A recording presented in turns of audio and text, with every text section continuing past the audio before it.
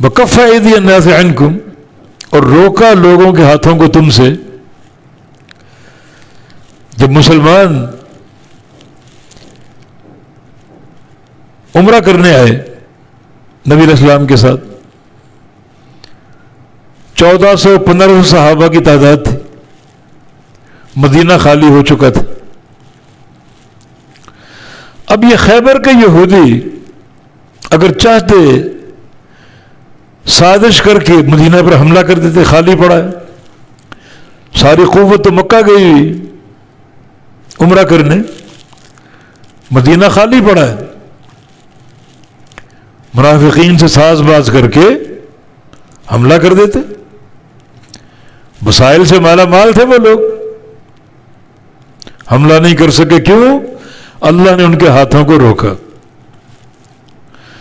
تو ہاتھوں کو روکا، اس سے دو معنی مراد ہے. یا تو مشرکین مکہ کے ہاتھوں کو روکا،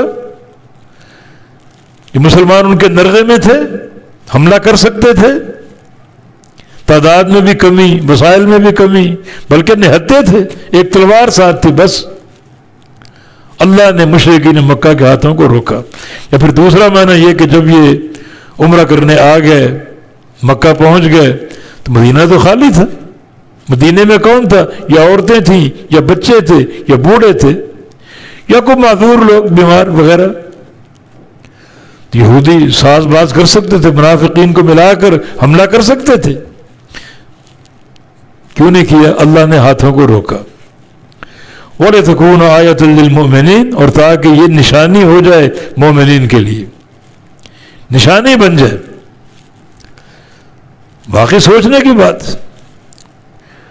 کفار حملہ کر سکتے تھے، اللہ نے روکا. پیچھے یہودی حملہ کر سکتے تھے، اللہ نے روکا. تو زبردست نشانی اللہ کی قدرت کی.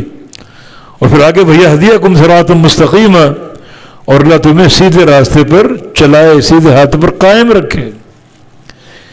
یہ بھی صحابہ کرام کے لیے ایک عظیم اعزاز. اللہ تعالیٰ نے خبر دے دی صراط مستقیم پر چلائے رکھنے کی. بد نصیب ہیں وہ لوگ جو صحابہ کرام کے بارے میں زبان درازی کرتے، مرتد ہو گئے اور یہ ہو گئے اور وہ ہو گئے. اللہ تعالیٰ ان کے صراط مستقیم کی گواہیاں دے رہا ہے، ضمانتیں دے رہا ہے. کیسے تبدیل ہو سکتا ہے؟ تو آیت کریمہ بھی صحابہ کرام کے شرف اور ان کی ہدایت پر قائم رہنے کی، ہدایت پر چلتے رہنے کی دلیل ہے.